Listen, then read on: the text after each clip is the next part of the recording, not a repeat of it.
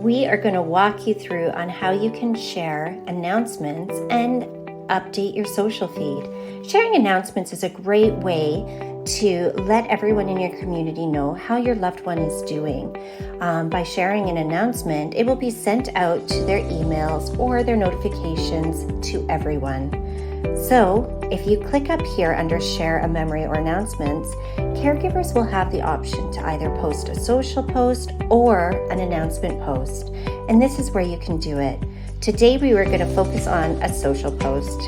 Everybody in your community will be able to share socially what they want to share with the community. They can come in here, they can choose a photo, they can share a link, they can share a message.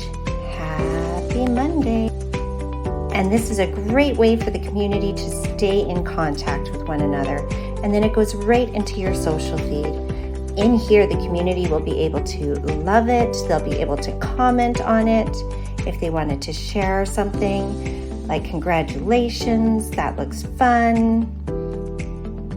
And this is a wonderful way for the community to share maybe some memories or maybe some pictures of support.